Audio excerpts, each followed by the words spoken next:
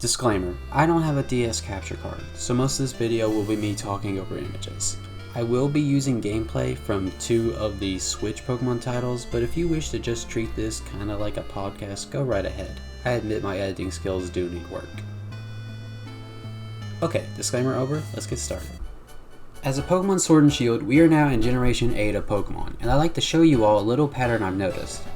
So in Generation 3 was the first generation to include a remake of a Pokemon game, in which we got a remake of Generation 1 with an extra half region added on in the Sevi Islands. So more like a Generation 1.5, wouldn't you say? Now, what is half of 3? 1.5. Now hold on, let me finish. After that we go on to Gen 4, where we got a remake of Gen 2. What is half of 4? 2. You see where I'm going with this. Then in Generation 6, we got a remake of Generation 3. Half of 6 is 3. Now, we are in Gen 8. What is half of 8? It's 4. We are getting Diamond and Pearl remakes this generation. Now hold on, I hear you say. This is all a big coincidence. Listen, maybe once. Twice? It could be. 3 times? I doubt it. Diamond and Pearl remakes are going to happen this generation, and you know, it makes sense. Why not? The Switch is perfect for this kind of remake, as people my age are starting to feel the nostalgic pull of childhood, and are finally old enough to start our own lives and buy our own Switches. Not to mention, Diamond and Pearl were the first main series games to add 3D elements to the series, so having it turn into an HD, fully 3D experience would be perfect for the Switch to do. It's just too good of an idea for the Pokemon Company to pass up, but as someone who grew up playing Diamond, what would I personally want to see from such a remake? Well, let's get started, and feel free to tell me what you want in the comments or make your own video. It could be fun. Now let's get started with the story.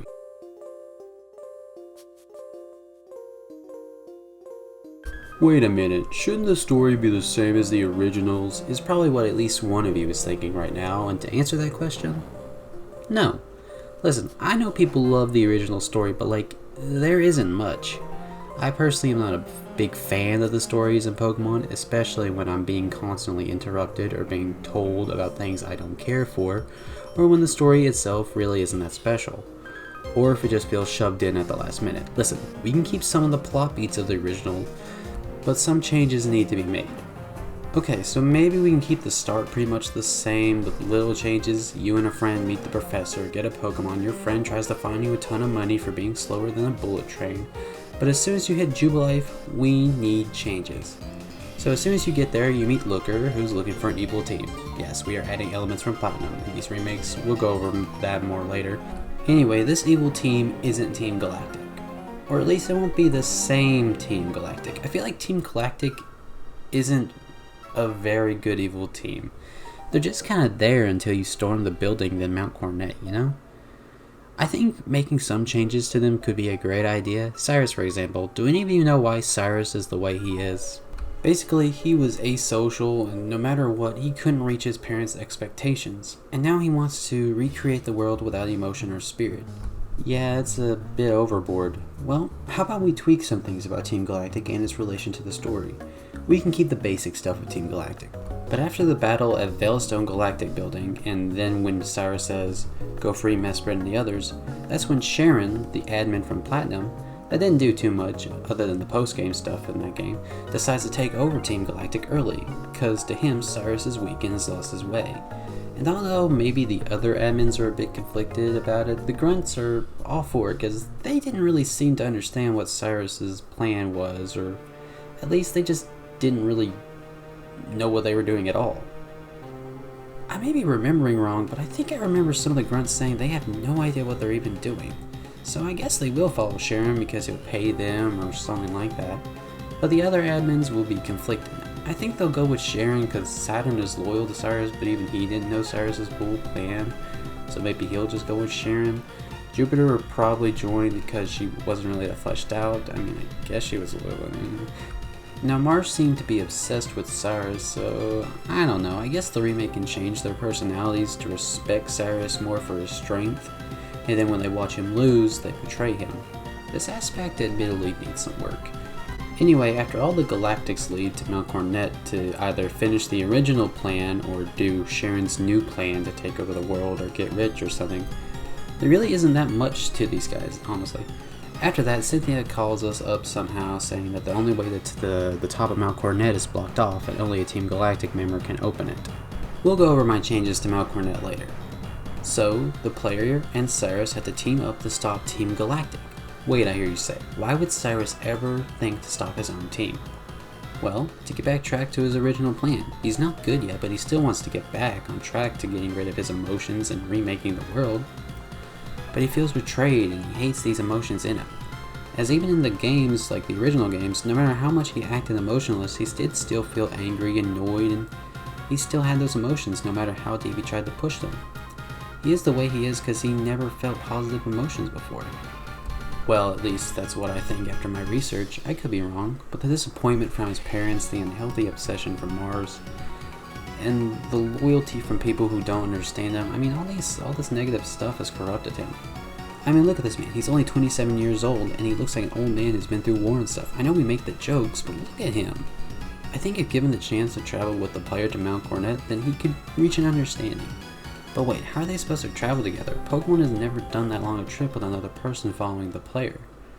Well, as much as I dislike the thought of a heavily scripted sequence, that would be best.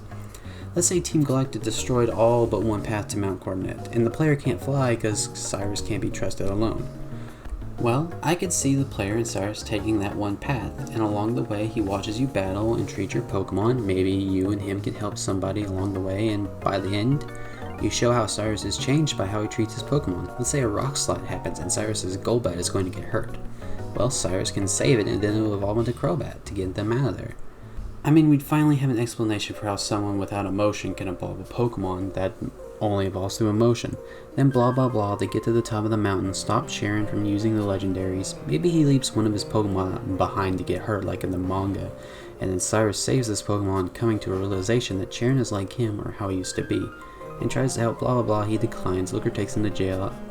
The day is saved and now Cyrus is a good guy. He's gonna go reform Team Galactic, kind of like what Saturn did in the original games. Yeah, I think the beats should be similar, but characters and the way you get to those beats should be different. This Cyrus thing wouldn't be the only thing I change, more character interactions with Barry and his father, or him mentioning his father more.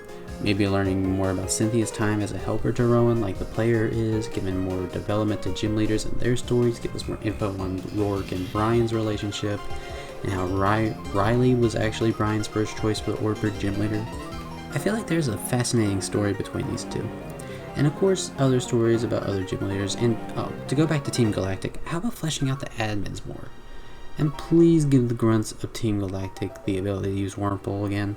I always thought that gave them something personal for their, evil team. Like, yeah, we use Dustox and we'll do whatever it is we're doing. Yeah, maybe some of the grunts question Cyrus's plan more.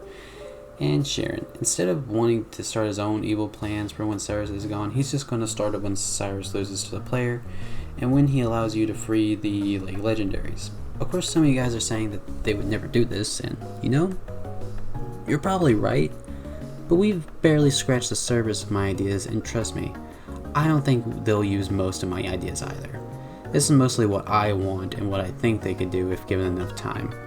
We'll go over that later. Okay, let's get the big one out of the way. Mount Cornett should be a huge wild area. Yes, this needs to be a huge area to explore, and yes, you can explore 50% of it as soon as you first get there. There needs to be caves, snowy areas, lakes, maybe a big mountain forest. They need to go big with this one. And yes, incredibly powerful Pokemon will just be walking around, and yes, you can catch them. Will they listen to you? No. You have to have the badge. Just like when you trade a powerful Pokemon from another game. It'll be powerful, yes, but it won't listen to you most of the time. And they should make it worse. If you don't have the gym badge, these guys will be a hindrance to your team. And if you use them to grind, well, your Pokemon will stop listening to you after, say, 20 to 15 levels over the badge limit. They can do this right. An open area is perfect for Pokemon, a series about exploring and battling. This is also why they need Cyrus. There will be a gate in the cave that reaches Spear Pillar, and only he can open it. Also, more areas will open up when you get Surf, Rock Smash, or something. Also, no HMs, but they weren't going to bring those back anyway. I guess they'll use some sort of new feature to do all that stuff. There will also be other wild areas, but we'll get to that later. Also, they should use the Platinum Regional Dex. Do I need to explain myself with this one? I played Diamond over Platinum any day, but the Regional Dex with all the added Pokemon, just, guys, come on, we gotta add that Regional Dex from Platinum. Not only that, we should add new mons into the game, like Pokemon from later generations such as Scolipede, Basculin, Dedenne, Avalok, Lycanroc, Dreadnought, just Pokemon I like and think would fit into this mountainous region. There's definitely more that could work, or maybe just some random ones. Go crazy with this. Also, do any of you remember the Poke Radar? It helped you find Pokemon not usually native to Sinnoh. Do you guys remember the GBA in the second slot mechanic? After obtaining the National Dex, you could put any of the main series Game Boy Advance Pokemon games into the second slot of your DS, and new Pokemon could be found? Like, that was pretty cool, right? Well, what if they were to say we bring these two mechanics back? I propose that Game Freak combines these two mechanics and make it a side quest in the game. Let me explain. Let's say the Pokédge, you know, the watch thing on the second screen, has new functionalities, such as a Pokemon Radar app that, with 5 cartridges, can find Pokemon not usually found in the game. I mean, I guess using the Platinum Dex will add some of these Pokemon in anyway, but not all of them. My thing would be give this to the player early on, and have it be a side quest to find the different cartridges scattered around the game. Like the Fire one in Flago Ironworks, the Leaf one in Eternal Forest, the Sapphire in the Great Marsh. We'll get to that later. The Ruby in Iron Island, and the Emeralds somewhere in Victory Road. The locations don't really matter to me, and each cartridge gives the player more and more Pokemon to discover. Old ones that are usually post-game can now be found much earlier. Some Gen 5, 6, 7, and 8 ones. Maybe some new Pokemon we've never seen before. I don't know. Go wild. Have fun with this idea. And these Pokemon don't even have to be added into the regional Dex. They could have blank pages until you get the National Dex, like an Omega Ruby and Alpha Sapphire. And yes, the National Dex is in the game. Another thing to go over later. Gym leaders. We should change some stuff. For one thing, gym puzzles are something I don't really care if they change or keep the same. Even if they keep the Math Quiz and Fantina's gym, I'll be alright with it. But when it comes to the gym leaders themselves, use more than their usual typings. What do I mean? Look, in the original Diamond and Pearl, Candace, Volkner, Flint, and Aaron used 1 or up to 3 Pokemon of a different type. This was changed in Platinum because they expanded Dex. Except for Aaron, who still kept Drapion, I guess because it evolved from a bug type. This change, in my opinion, isn't great. Sure, maybe like Volkner should use an Octillery, but isn't that a cool strategy? Everyone going into the electric gym with rock and ground types, and then the gym leader uses a super effective water type to beat them? I like it when gym leaders branch out and use Pokemon outside their assigned typing. Not only does it add more challenge and strategy to each battle, but it's a cool surprise to the challenger, who now has to fix his or her strategy on the fly. This change in Platinum is one of the two that I can't stand. I know why these guys had Pokemon of different types before, and why they changed it in Platinum, but Game Freak unknowingly did something that completely changes the way that I look at gym leaders and Elite Four members. From what I can find, do correct me if I'm wrong, who said gyms and Elite Four members have to only use one specialized type? Plenty of other gym leaders and Elite Four members use different types other than what they special in all the time. So here's what I'd like to see. I think each gym leader should use a Pokemon or 2 of a different type. Maybe even a Pokemon that covers the weaknesses of each gym leader. Like maybe Rourke can use a Pokemon like Machop with Fire and Thunder Punch to throw a wrench into the usual, use Turtwig and Piplup to sweep his team. Or Gardenia can use a Ducklet to deal with Fire and Bug Pokemon. Or maybe Candace could use a Poliwrath. Actually, that Pokemon would fit Wake a lot more, but whatever. These are just some ideas that I think would make the gym battles more interesting. And speaking of gym battles, make sure rematches are in the game with full teams of 6. Seriously, this is going to be them at their best, so make them really powerful.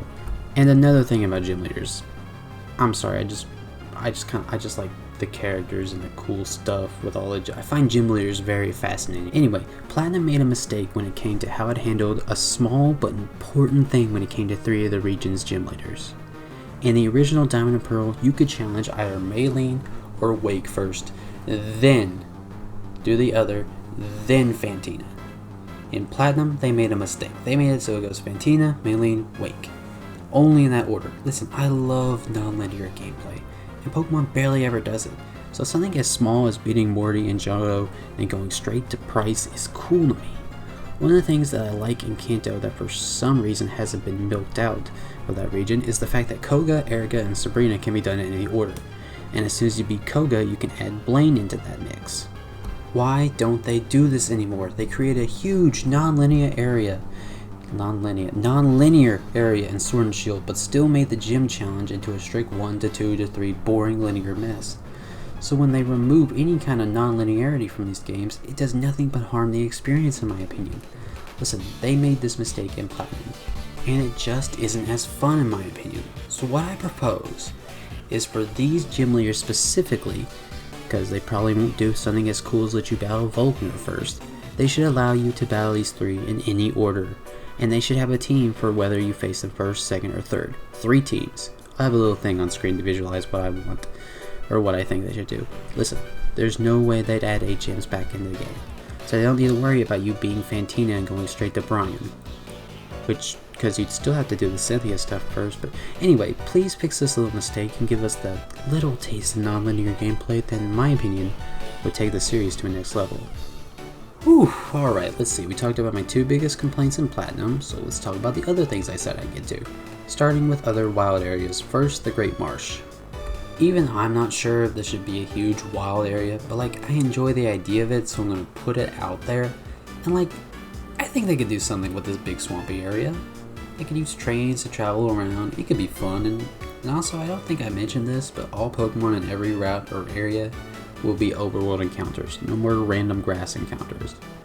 I also think maybe they should get rid of the grass in every route, but since this is a remake, they'll probably keep it, so Also, we should see what Pokemon is eating the honey on the honey trees. Sorry, got a bit off topic there. Now, for the other wild area I had in mind. The original second wild area I think they should do, instead of the Marsh, which as I said I was more or less throwing it out there, I want the post-game area, you know, the one with the volcano, the battle tower and stuff, to be completely scrapped and changed to fit into an open, non-linear place filled to the brim with creativity. At the time of writing this, the Isle of Armor is now, actually, now that I'm recording it, I actually have played through it, and yeah, kind of make it like that, but I could see it being with a volcano desert, a big battle facility, and I wanted to feel tropical, dark greens of the jungle clashing with a vibrant desert, and the red magma volcano just in the back, showing the amount of fun adventures to be had. Now, why did I say battle facility? Surely I don't mean to say that they should get rid of the battle frontier again. Well, no, they shouldn't, because that's what people want, but I can't help but think something new could be added alongside of it. Maybe some sort of world tournament? But wait, you say. That causes a hole in the timeline, because the first Pokemon World Tournament was in Black and White 2, which chronologically comes after Platinum because of the Cynthia and Kale and stuff in those games, and in the original Black and White, which, yeah, but remakes are on their own timeline, or something like that. So they could do it, and besides, who knows if they would even try a Generation 5 remake in Gen 10, because, you know, sequels and stuff. So, it may be good to just have this here just in case.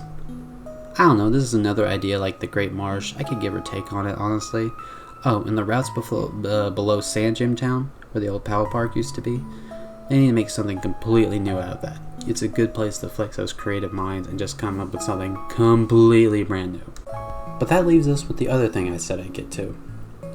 But before that, how about we bring back following Pokemon? It really should have been in the main game of Sword and Shield, because, you know, they had all the models and animations. They did add it back to the Isle of Armor, which was really cool, although it definitely needs some work from that game.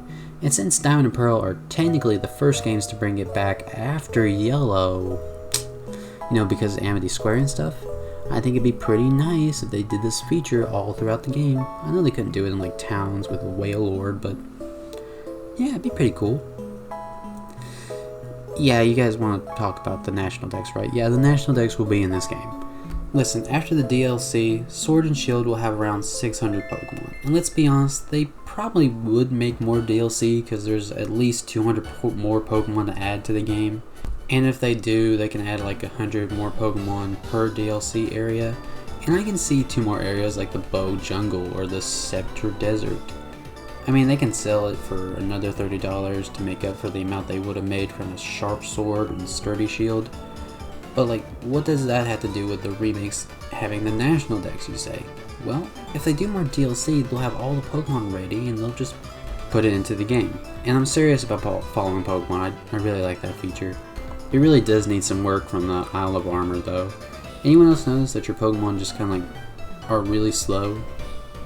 Anyone else? Like, that's just kind of weird. I think they should like follow you at a pretty good distance, kind of like in Let's Go, where the models were always like this close to you. Some of them ran ahead, some of them were a little slower, and some of them you just rode on their backs. It was really cool in my opinion how they did in those games.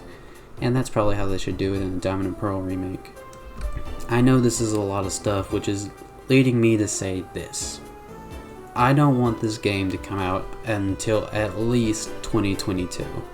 Yes, they need to actually take time for this game. No more yearly releases. And you know, this is the best time to implement a new release schedule. Have DLC and spin-offs fill in the in-between years. It could work, and before you say anything about the anime or cards, both of these aspects of the series have been known to make their own content or ideas without the games. And since the new show is about traveling around the world, they don't necessarily have to do anything with the new regions, except maybe a mini arc with like what they did with Lyra. Besides, characters like Misty and Togepi, May and Munchlax, Harrison and Blaziken, James, Mr. Mime, and Alexa used Pokemon way before the release, and they aren't even the only ones. So using new Pokemon while the new games are being developed is nothing new, and something they've been doing for a while, so there's really no reason to rush these games out yearly, you know? As much as I like and want more of the simplistic style of Let's Go because it just feels more simple and it's just so colorful, since I want the wild areas back, I think they'll just reuse the Sword and Shield engine and graphics because it'd just be a lot easier. Of course with some minor to major upgrades because it had its issues in the visual department. But they also should try to add some of the more bright colors from Let's Go. I honestly think that Let's Go with its relaxing music and colorful, although simplistic, a little too simplistic art style is just a joy to the eyes and ears. But as a game, it's pretty mediocre and actually wasted a lot of its own potential, which is not good. Not good at all. But back to the Diamond and Pearl remakes, the music for these will be great, because it was great already, and they just need to redo it. Maybe an orchestral remix? I think it'd be fun, I don't know, but I'm just excited, because some of the music of Diamond and Pearl is my favorite in the series. Jubilife is such a good track, I really like that one. But one very important thing, please improve battle animations. That goes without saying, but I want voice acting, and I don't mean for every piece of dialogue, but for scenes like these where they'll add a more cinematic look at the characters and their mouths are moving without a sound coming out. I just hate to say it, it looks lazy, honestly. And to the people who are saying voice acting will ruin it, okay, I don't really have a defense for that. But like, Pokemon Masters has voice acting, so I don't know why they can't just add that to the main series, you know, to give it at least a try. You know, it's a remake, it's a Pokemon game, it's gonna sell no matter what. So get a little crazy, just don't make these weird, whatever those scenes were, okay? So I'm sure y'all have questions about why I want them to wait till 2022 or even wait even further than that, but listen. It'll leave them enough time to work on the game while another team does the DLC. The biggest problem with Game Freak is the yearly releases. They've been doing it and it's actively hurting the series. This isn't a handheld only series now, and I think given a proper development cycle, 2 to maybe 3 years, it would be just enough time to let those creative juices flow and come up with something amazing. But back to the main thing you're here for, which that last part was, but whatever. I know some of my ideas are a bit much, and some of you may be thinking that they would never do something like this. And although I would agree with you that they probably would never do half the ideas I put into this video, I do feel like we say never about Pokemon a lot. They'll never do this, they'll never do that, and I feel like there's so much room to improve that it's really hard for us to say that they'll never do that or they'll never do this, because it kind of like just gets rid of that creativity that I'm really wanting them to get back into, you know, really letting that just creativeness take over. Not to say they're not creative. Those developers, artists, music guys, they all work very hard. It's just they're on such a strict schedule, you know? And I just want them to be more creative. I don't want them to be more creative, I just want them to have more time to really, how do I want to put this? Put all that creativity into their product. And to those who just really, really hate my ideas, you may be onto something, but let me just say, remakes are becoming more and more common, and I like to think that they can be more than just an HD version with a lot more content. These remakes should remake the game, remake more of it. There'll always be two different experiences, a remake and the classic version. So let's just, make them different. Let's make them different. Let's make them new. Let's make them fresh. I've played Diamond a lot. I don't want an HD version. I want a new Diamond. A Diamond they couldn't do all that time ago. Remakes need to be more. Listen, I would be ecstatic if they did a Diamond and Pearl 2 instead. Would that not be cool, or is that too much? I don't know. It probably isn't cool, and it's probably a bad idea. And again, to those of you saying they'd never do this in a Pokemon game, you're right. This is why the series is plateauing, like it's the Indigo.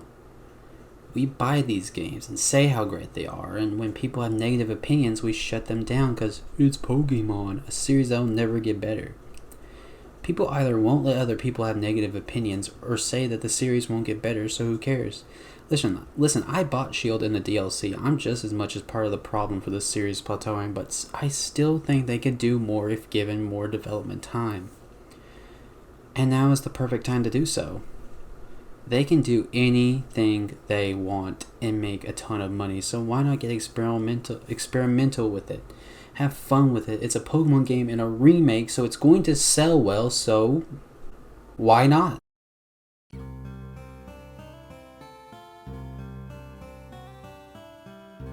Okay, so I hate to ruin the little question thing that I kind of left off.